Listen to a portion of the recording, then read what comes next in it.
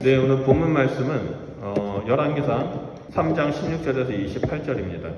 방금 읽었던 본문 말씀은 우리가 많이 들었고 많이 읽었고 많이 알고 있는 유명한 얘기입니다. 이 말씀은 흔히들 솔로몬의 명재판이라고 불러지죠. 그래서 이 말씀은 교회를 다니는 사람들뿐만 아니라 교회를 다니지 않는 사람들도 다 알고 있는 얘기입니다. 심지어 유튜브로 보면 한 스님이 이 재판의 얘기를 가지고 그 이야기를 나누는 일들도 볼 수 있습니다. 그만큼 이 말씀은요, 우리에게 너무나 친숙하고 너무나 익숙합니다. 이 말씀이 너무나 익숙하다 보니까 그 하나님의 지혜, 솔로몬에게 주어진 그 지혜에만 초점을 맞추고 이 말씀을 바라보는 경우가 있습니다. 그래서 사람들이 이 말씀을 볼 때 어떻게 적용을 하냐면 하나님 앞에 정석껏 예배를 드리고 지혜를 구해야 한다라고 생각을 합니다. 그래서 하나님의 지혜가 구해고 하나님께서 지혜를 주시면 우리가 이 땅에서 지혜롭게 살아가고 또 하나님이 지혜뿐만 아니라 부귀 영화를 주셔서 솔로몬처럼 살아가게 될 것이라고 생각을 합니다. 그런데 이 말씀을 깊이 묵상하다 보면요, 이 이야기 속에는 하나님께서 솔로몬에게 주신 지혜뿐만 아니라 성도의 여러 가지의 모습들을 보여주고 있습니다. 그래서 이 시간에는 예수 그리스도 앞에 선 성도의 모습이라는 주제로 이 말씀을 가지고 우리 삶 가운데 적용하는 시간을 가져보고자 합니다. 이 솔로몬의 지혜로운 재판 이야기는요, 어제 묵상 말씀 본문부터 시작됩니다. 어제 묵상 말씀을 보면 솔로몬이 하나님께 1000번제를 드리죠.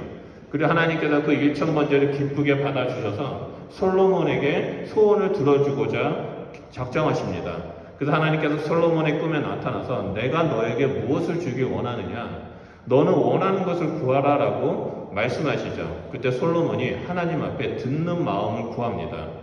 그래서 다같이 3장 9절 말씀을 보면 누가 주의 이 많은 백성을 재판할 수 있사오리까 듣는 마음을 종에게 주사 주의 백성을 재판하여 선악을 분별하게 하옵소서라고 나옵니다.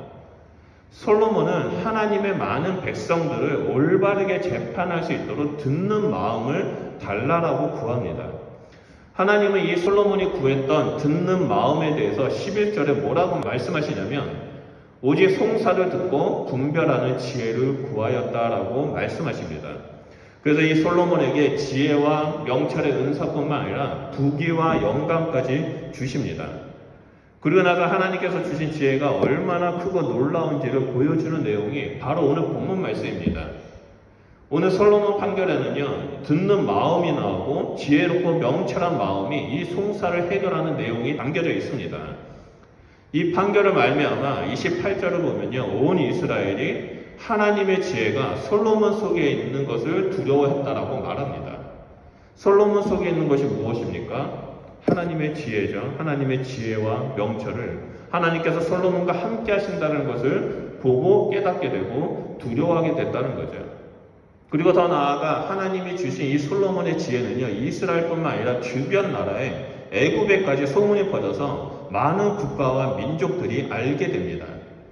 사실 솔로몬은 이스라엘을 40년 동안 통치하면서 수많은 재판을 했을 것입니다.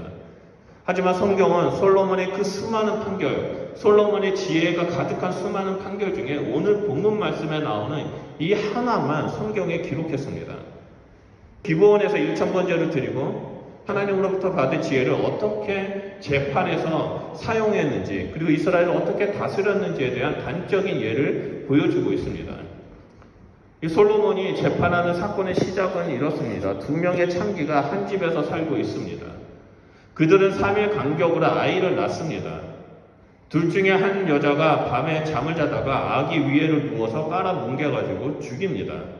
갑작스럽게 일어난 일이죠. 너무나 충격적인 일입니다. 슬픔이 가득 차고 자기를 자책하게 되는 그런 상황 가운데 있게 됩니다. 그런데 이 여자를 보면요, 상식 외의 일들을 행합니다. 다른 여자가 그 옆에 자고 있는 여자를 보면서 이 여자가 잠든 사이에 죽은 아이와 그 여자의 아이를 바꿔치기 합니다. 다른 여자가 잠에서 깨어나서 아기에게 젖을 먹이려고 들여다보니까 뭔가 이상합니다. 생김새도 약간 틀리고 자세히 보니까 자기 아기가 아니고 또 죽은 아이입니다. 계속 자세히 보니까 옆에 있던 그 여자의 아이였던 겁니다. 이로 인해 두 여자가 서로 싸우죠. 내 아이다, 아니다, 네 아이다, 뭐 죽은 아이는 네 거고 살아있는 아이가 내 아이다라고 서로 다투게 됩니다. 그런데 문제는 태어난 지 3일밖에 되지 않기 때문에 갓난아이다 보니까 얼굴이 쭈글쭈글하고 다 비슷하게 생겼습니다. 게다가 말씀을 보면요, 증인이 없다라고 말합니다. 이 사람의 직업은 또 창기입니다. 그래서 아버지가 누군지도 모릅니다. 그래서 이 아이의 친엄마가 누군지도 이 여자의 말을 제외하고는 다른 사람들, 제3자로서는 누구의 아이인지 판단이 안 됩니다. 요즘 시대라면 머리카락을 가지고 DNA 검사를 하죠. 그러면 누가 생모인지, 누가 가짜 부모인지, 친모인지를 금방 밝힐 수 있습니다. 근데 당시 시대에는 그런 것도 없었습니다. 오직 생김새만 보고 누구를 닮았냐에 따라서 판단해야 되는데, 이 3일밖에 안 된 갓난아이를 다른 사람이 아무도 본 적도 없고 증인도 없다 보니까 판결을 못합니다. 그래서 이 사람은, 이 두 여인은 솔로몬에게 나오기 시작합니다. 우리가 잘 알고 있는 것처럼 솔로몬은요, 신하에게 칼을 가져오라고 말하고 산 아이를 둘러 나눠서 반반 나눠가지고 주라고 말합니다. 그러자 진짜 엄마는 아이를 살리기 위해서 이 아이를 저 가짜 엄마한테 줘라라고 말하고, 가짜 엄마는 내 아이가 죽었으니까 네 아이도 죽어야 된다고 생각해서 그냥 반으로 쪼개라고, 죽이라고 말합니다. 이로 인해서 이 어머니의 모성애를 자극시킨 솔로몬의 명재판이 온 세계에 퍼지게 되고, 수천 년이 지난 오늘날까지, 심지어 다른 종교에서까지 이 이야기를 자신의 종교단체에서 말할 정도로 유명한 이야기가 되었습니다. 이 판결을 보면 하나님으로부터 온 지혜가 얼마나 놀랍고 얼마나 사람들을 경이롭게 하는지에 대해서 볼 수 있습니다. 근데 우리가 이 이야기를 솔로몬의 명재판, 솔로몬에게 주어진 하나님의 지혜만 바라본다면 우리는 그 지혜라는 틀에 사로잡혀서 하나님 저에게 지혜를 주십시오라고 적용하는 것으로만 만족하게 됩니다. 하지만 이 이야기 속에는요, 수많은 관점들이 있고요. 이 이야기 속을 보면은 만왕의 왕 대신 예수 그리스도 앞에 선 성도들의 모습들이 나타나고 있습니다. 그래서 이 시간에는 우리 성도들의 모습을 보면서 나는 어디에 속해 있고 내 안에는 어떤 모습이 있는지 그것에 대해서 잠깐 살펴보고 우리 삶 가운데 적용하는 시간을 가지려고 합니다. 그 첫 번째 모습은요, 가짜 엄마의 모습입니다. 19절에서 20절 말씀 보겠습니다. 그런데 밤에 저 여자가 그의 아들 위에 누움으로 그의 아들이 죽으니 그가 밤중에 일어나서 이 여종 내가 잠든 사이에 내 아들을 내 곁에서 가져다가 자기 품에 누이고 자기의 죽은 아들을 내 품에 뉘었나이다 라고 말합니다. 방금 읽었던 말씀은요, 이 재판을 시작하게 된 원인입니다. 가짜 엄마는요, 자신의 실수로 갓난아이를 죽였습니다. 제대로 된 사람이라면 자기가 저지른 실수에 대해서 후회하고 솔직하게 수습을 하고 장례를 준비해야만 합니다. 그런데 이 여자는요, 상식에 어긋난 일을 행합니다. 죽은 아이를 들어서 옆에 고이 잠든 그 여인의 품에서 아이를 빼고 죽은 아이를 거기에 갖다 놓습니다. 이로 해서 내 아들이다, 아니다, 네 아들이다, 서로 싸우는 일들이 일어납니다. 우리가 이 사건을 이해하기 위해서는요, 두 가지를 먼저 살펴봐야 되는데요. 첫 번째로는 지금 일어나고 있는 이 배경이 이방 민족의 나라가 아니라 하나님의 거룩한 공동체인 이스라엘에서 일어나고 있다는 겁니다. 게다가 지금 이스라엘은요, 하나님을 반역해서 우상 숭배하고 죄를 짓는 그런 시기가 아닙니다. 솔로몬 집권 초기에는요, 하나님의 임재와 축복이 가득한 시기였습니다. 온 백성이 하나님을 바라보고 하나님을 예배했던 시기였습니다. 하나님의 중심으로 뭉친 이 거룩한 하나님의 백성이라는 공동체에서 상식적으로 이해가 되지 않는 사건이 일어나고 있습니다. 그리고 또 우리가 두 번째로 봐야 할 것은 이 사건이 이스라엘의 3대 왕인 솔로몬에게 재판을 받고 있다는 것입니다. 이스라엘 역사를 보면요, 재판이 공식화되고 체계화된 것이 출애굽기 시대입니다. 애굽에서 나와서 그 강야를 떠돌 때 백성들에게 크고 작은 사건이 일어나니까 모세가 이 하루 종일 그들의 송사를 듣고 판결을 해줍니다. 하루 종일 아침부터 송사를 떠맡아서 온갖 스트레스를 받고 힘들게 판결하는 그 모습을 장인 이드로가 보고요, 모세에게 정의와 올바른 재판을 위해서 분담의 필요성을 강조합니다. 그래서 이런 효율적으로 하기 위해서 거룩한 하나님의 지도자들, 리더들, 그 하나님의 말씀대로 서 있고자 하는 그 리더들을 세워서 10명, 100명, 1000명 이런 식으로 나눠가지고 재판을 하도록 했습니다. 이러한 체제가 이미 이스라엘에게는 잡혀져 있었습니다. 근데 이 여인들이 지금 솔로몬 앞에 나와서 재판을 했다는 것은 이미 자신의 마을에서 10명, 100명, 1000명의 그 단계를 다 걸쳐가지고 해결하지 못하니까 맨 마지막으로 왕인 솔로몬 앞에까지 나왔다는 겁니다. 결국 이 사건은요, 단순히 어린아이가 죽어서 네 아이냐 내 아이냐의 사건이 아니라 여러 가지 재판의 과정을 거쳐서 솔로몬에게 온 것이기 때문에 이스라엘에서는요, 수많은 이슈 가운데 떠올라서 많은 사람들이 이목이 집중되고 있는 사건이었습니다. 그럼에도 불구하고 이 가짜 엄마는요, 악행을 뉘우치지 않습니다. 이미 잘못을 인정할 수 있는 기회는요, 여러 재판을 통해서 여러 차례 있었습니다. 하지만 그녀의 모습을 보면요, 죽은 아이를 바꿔치기 하는 것도 모자라서 이제는 왕인 솔로몬 앞에서 판결을 할 때 그 아이까지 죽이려고 시도합니다. 26절 후반절을 보면요, 이런 말이 나옵니다. 다른 여자는 말하기를 내 것도 되게 말고 나누게 하는지라 라고 말합니다. 여러분, 이 여인의 말을 보십시오. 얼마나 악독합니까? 너무나 사악합니다. 내 자식이 죽었으니까 너 자식도 죽어서 마땅하다라고 말합니다. 처음에 자신의 양심을 속이고 아이를 바꿔치기 했지만 이제는 그 악독함이 선을 넘어서 한 아이의 무고한 생명까지 없애려는 그 사악함이 보입니다. 이 악한 일이 지금 이스라엘에서 일어나고 있습니다. 그것도 하나님과 함께하는, 하나님의 임재가 가득한 그 거룩한 공동체에서 일어나고 있는 겁니다. 2000년에 예수님이 이 땅에 오셔서 십자가에서 죽으시고 부활하셔서 온전한 구원을 이루셨습니다. 그리고 믿는 자들을 모으시고 하나님의 거룩한 백성으로 삼아주셨습니다. 그리고 이 땅에 교회를 세워서 거룩한 신앙 공동체를 이루며 살아가도록 우리를 부르셨습니다. 신앙 공동체를 이루며 살아가는 그리스도인들의 모습이 그 양심이 살아있어야 된다는 것을 볼 수 있습니다. 그 양심 가운데 성령님께서 말씀하시는 그 음성을 들어야 한다는 겁니다. 그리고 그 양심을 하나님 말씀 위에 굳건히 세워야 한다는 겁니다. 성령님은 우리 안에서 내주하시고 끊임없이 우리 마음 가운데, 양심 가운데 하나님의 선한 뜻을 알려주셔서 우리가 악한 길을 가지 못하게 만들고, 우리가 그 연약함 가운데 쓰러진다 할지라도 우리의 연약함을 인정하며 나아갈 때 우리를 다시 한번 세워주신다는 겁니다. 우리는 너무나 연약한 존재입니다. 우리가 연약하기 때문에, 완벽한 존재가 아니기 때문에 얼마든지 우리는 쓰러질 수 있습니다. 근데 문제는 그 다음입니다. 이 여인처럼 내가 범한 잘못을 감추기 위해서 숨기고 다른 사람에게 전가하는 악한 일을 행하는 것이 아니라 우리는 이 여인의 모습과 반대되는 모습대로 서 있어야 한다는 거죠. 하나님 앞에 주님 제가 잘못했습니다라고 회개하고 인정하고 하나님의 긍휼을 구하며 엎드려 있어야 된다는 겁니다. 이 여인은 여러 재판을 거쳐서 회개할 수 있는 충분한 기회가 있었음에도 불구하고 자신의 잘못을 감추기 위해서 버티다가 결국은 솔로몬 앞에까지 나왔습니다. 자신의 잘못을 인정하지 않고 다른 생명까지 해치고자 했죠. 그래서 오늘 본문 말씀에는 이 여인에 대한 판결은 나오지 않지만 분명하게 그의 합당한 벌을 받았을 것이라고 생각합니다. 왜냐하면 민수기와 레위기를 보면 그 율례에 따라서 이 여인은 심각한 죄를 짓고 있기 때문입니다. 가짜 엄마의 모습을 보면서 우리는 이 양심 있는 그리스도인, 내 안에 하나님의 말씀대로 살려는 것이 아니라 내 안에 연약함을 덮기 위해서 수많은 노력을 하고 거짓에 행하는 일들이 있는지 살펴봐야 한다는 겁니다. 그리고 죄를 저질렀을 때는 하나님 앞에 솔직하게 엎드리면서 우리의 연약함을 고백하고 하나님 저를 긍휼히 여겨주십시오라고 외치며 기도하는 그리스도인이 되어야 한다는 것을 볼 수 있습니다.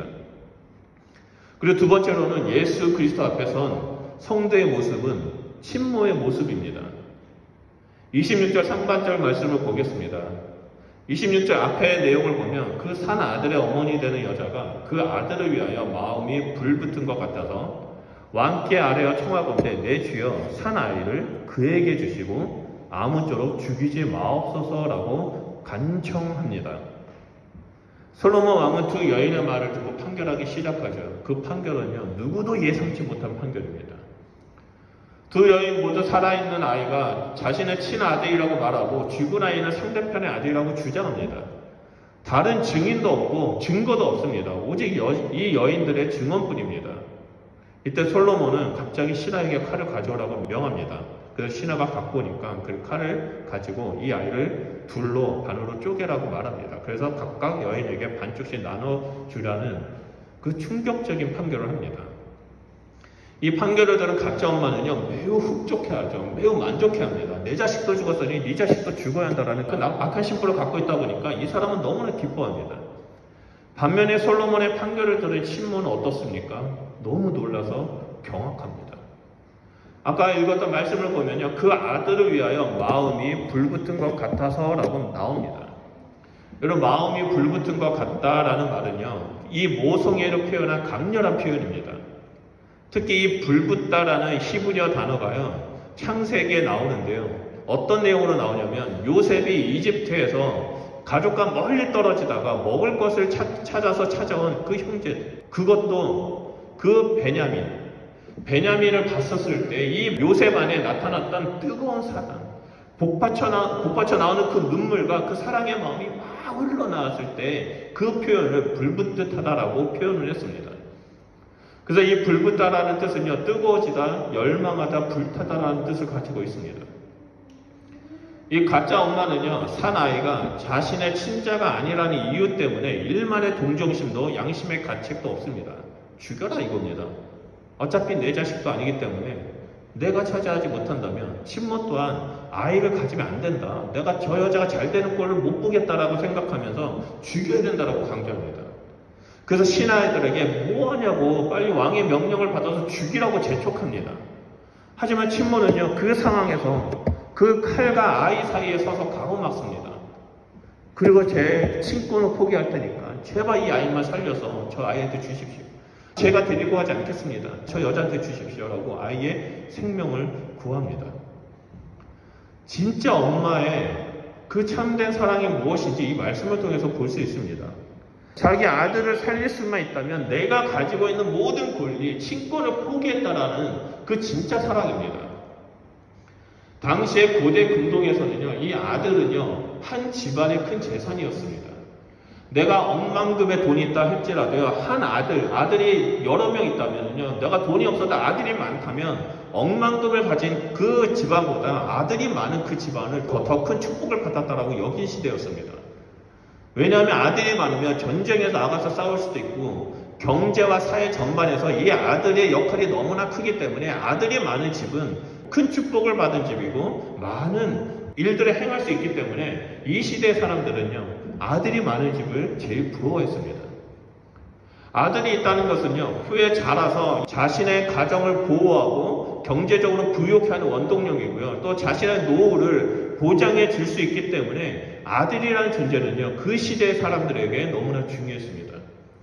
여러분, 이 여자들의, 이 여인의 직업이 뭡니까? 창기입니다. 지금은 비록 몸을 팔고 있지만 이 여자는 늙으면 아무것도 못합니다. 이들이 의지할 것은 아들밖에 없습니다. 이 악한 여자는 자기 아들이 죽으니까 자신의 노년을 위해 그 사나이와 바꿔치기 합니다. 그리고 내 아이라고 우깁니다. 결국에 재판에 와서 이 아이를 반으로 쪼개라고 했었을 때, 그래, 나는 아이가 없어서 뭐 쫄딱 망해도 돼. 하지만 나는 저 여자가 아들이 있어서 잘 되는 꼴을 볼 수가 없어. 그냥 죽여라라고 말합니다. 하지만 친모는 어떻습니까? 포기합니다. 자신의 노후를 포기합니다. 자신의 아들을 포기합니다. 이것은 단순히 자신의 친권을 포기하는 것이 아니라 자신의 모든 권리를 다 포기하는 겁니다. 그 권리를 포기하는 이유는 단 하나입니다. 내 아들을 너무나 사랑해서 그 아들을 살리기 위해서 포기한 것입니다. 반면에 가짜 엄마는 절대 자기 것을 포기하지 않습니다. 어차피 내가 가지지 못한다면, 내 노후가 쫄딱 망한다면 너도 그래야 되라는 그 악한 심령으로 이 재판에 나아가고 있습니다. 내가 불행한다면 너도 불행해야 돼. 그런데 진짜 엄마의 모습을 보십시오. 그래, 나 아이가 없어도 돼. 내가 불행해도 돼. 나는 비참하게 살아도 돼. 내 노후가, 내 말년이 정말 초라해도 돼. 하지만 이 아이의 생명만은 살려주십시오. 솔로몬한테 간청하고 있습니다. 여러분, 우리가 살고 있는 이 시대는요, 참된 사랑이 사라지고 욕망만이 가득 찬 이 시대에 살고 있습니다. 나의 권리를 지키기 위해서 남의 권리를 짓밟는 시대입니다. 자기를 희생하는 참된 사랑이 아니라 탐욕을 사랑으로 여기고 탐욕을 쫓아가는 시대에 살고 있습니다. 우리 주님은 마지막에 그런 시대에 대해서 사랑이 식어갈 것이라고 말씀하셨습니다. 마태복음 23장 11절과 23절을 보면 그때 많은 사람이 실족하게 되어 서로 잡아주고 서로 미워하겠으며 거짓 선지자가 많이 일어나 많은 사람을 미혹하겠으며 불법이 성함으로 많은 사람의 사랑이 식어지리라. 그러나 끝까지 견디는 자는 구원을 얻으리라 라고 말씀하고 있습니다. 지금 우리가 살고 있는 이 시대는요, 시간이 지나면 지날수록 더욱더 자기만 아는, 자기만 사랑하는 이기주의 시대에 빠지게 될 것입니다. 이런 세상 속에서 우리는 세상이 변하면 변할수록 하나님을 더 깊이 사랑해야만 합니다. 그리고 내 이웃을 내 몸과 같이 사랑하면서 나의 모든 권리를 포기하는 자가 되어야 됩니다. 한 영혼을 살릴 수만 있다면 하나님만을 바라보면서 우리는 그 믿음의 길을 걸어가는 진짜 그리스도인이 되어야 한다는 겁니다. 이 진짜 엄마가 아이를 살리기 위해서 자신의 모든 권리를 포기하는 모습을 통해 마지막 때로 살아가는 우리는 하나님 앞에서 어떻게 살아가야 하는지를 보여줍니다. 내가 가지고 있는 모든 권리를 하나님 앞에 내려놓고 새 언약의 말씀대로 사랑을 베푸는 자가 되어야 한다는 겁니다. 그럴 때 어떤 일이 일어납니까? 솔로몬이 이 살아있는 아이를 친모에게 되돌려줬던 것처럼 어느덧 나는 포기했다라고 생각했던 그 모든 권리가 하나님께서 우리를 축복하여 주시고 되돌려 주신다는 겁니다. 내가 희생한 모든 권리를 하나님께서 되돌려 주시고 그때는 그 누구도 그것을 빼앗아갈 수가 없습니다. 왜냐하면 하나님이 나의 증인이 되어 주시기 때문입니다. 이 친엄마한테는 이 솔로몬이 증인이 되어줬습니다. 이 아이의 엄마는 이 여자다라고. 그래서 이 판결은 절대 번복이 되지 않습니다. 그리고 마지막 세 번째로 우리가 살펴봐야 할 모습이 있는데요. 그것은 솔로몬의 모습입니다. 서두에서 말씀드린 것처럼 1000번제로 드린 솔로몬에게 하나님이 오셔서 무엇을 원하느냐라고 물었습니다. 그때 솔로몬은 듣는 마음과 선악을 분별하는 마음을 구했습니다. 이런 솔로몬의 요청에 하나님은 지혜롭고 총명한 마음을 주셨습니다. 그리고 이어서 나오는 오늘 본문 말씀을 보면 두 여인이 솔로몬 앞에서 나와 열심히 싸우죠. 그리고 재판장에서 열심히 싸울 때 솔로몬은 다 한마디도 하지 않습니다. 묵묵히 모든 말을 귀담아 듣습니다. 하나님이 주신 지혜와 총명의 마음으로 다 듣고 나서 누구도 예상치 못한 판결을 내립니다. 솔로몬의 지혜가 솔로몬이 듣는 마음을 구했던 그 기도가 하나님으로부터 응답됐다는 것을 증명해주는 사건입니다. 우리가 살고 있는 이 세상에는요, 수많은 유혹들이 있습니다. 자기 아기를 위에서 눌러 죽이고 남의 아이를 빼앗는 것도 모자라서 죽이려고 하는 시도가 우리의 이 시대에 많이 나타나고 있습니다. 악한 사람들이 도처에 가득하고 있습니다. 겉보기에는 선한 척 보이지만 악한 마음을 품은 사람들이 너무나 많습니다. 그래서 예수님은 마지막 때 7장 15절을 보면 양의 옷을 입고 나오나 속에는 노략질하는 이리를 삼가라라고 말합니다. 우리가 선과악을 분별하기 위해서는, 그리고 이 세상에서 실족하지 않기 위해서는 늘 깨어 있어야 되고 하나님의 지혜가 필요하다는 사실을 볼 수 있습니다. 하나님을 알지 못하는 사람은 세상의 지혜를 구합니다. 그래서 무당을 찾아가기도 하죠. 세상의 지혜를 얻어서 성공을 하려고 합니다. 이 무당이나 세상의 지혜를 보면요, 오직 그 결과만을 이룰 수 있도록 그 사람들에게 유혹을 합니다. 반면에 하나님의 말씀은, 하나님의 지혜는 우리가 이 땅에서 인간으로서, 하나님의 거룩한 백성으로서 어떻게 살아가야 하는지, 무엇이 선인지 무엇이 악인지 정확하게 우리에게 가르쳐주고 또 말씀해주고 있다는 겁니다. 솔로몬의 지혜는 분명 하나님으로부터 왔습니다. 그래서 가짜 엄마가 품은 악행을 분별해내도록 하셨습니다. 이로 볼 때 우리가 이 땅에서 하나님의 백성으로서 살면서 신앙 공동체를 이룰 때 하나님의 지혜가 얼마나 중요한지를 알 수 있습니다. 하나님의 지혜가 충만할 때 우리는 어리석은 선택을 하지 않게 됩니다. 하나님의 지혜가 충만할 때 우리는 계속해서 거룩한 하나님의 백성된 삶을 살게 됩니다. 그렇기 때문에 우리는 날마다 아침에 일어나서 하나님한테, 하나님 오늘도 하나님의 지혜 가운데 머무는 자가 되게 해주십시오.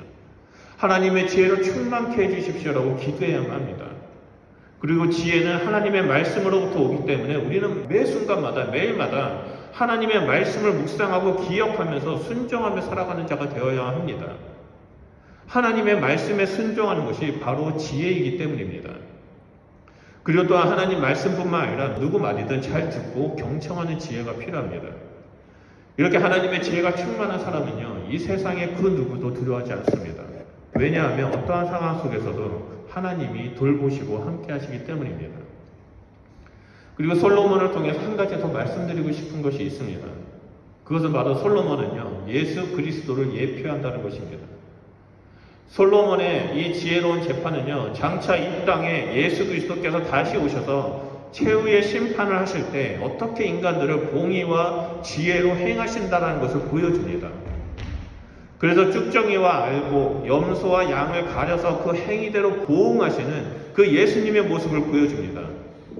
솔로몬은 하나님의 지혜로 재판했지만 지혜의 근본이 되신 예수님은 그 지혜의 원천으로 양과 염소를 가려내십니다. 그리고 인간은 그 누구도 예수님 앞에 감출 수 있는 것은 아무것도 없습니다. 아무리 우리가 꽁꽁 숨겼다 할지라도 만천하 가운데 예수님 앞에서 드러나게 될 것입니다. 그렇기 때문에 우리는 늘 깨어 있어서 하나님 앞에 거룩한 백성의 삶을 살아야만 합니다.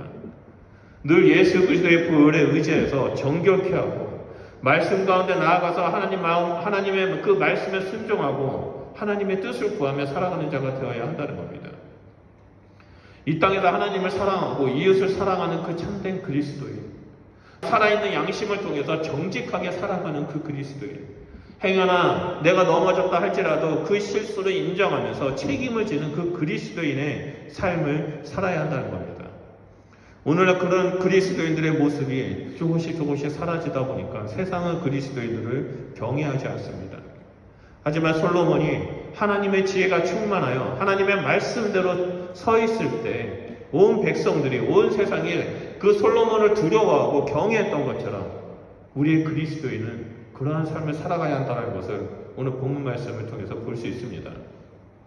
저는 오늘 본문 말씀이 오늘 함께 예배드리는 우리 신앙 공동체에 이루어지기를 소원합니다.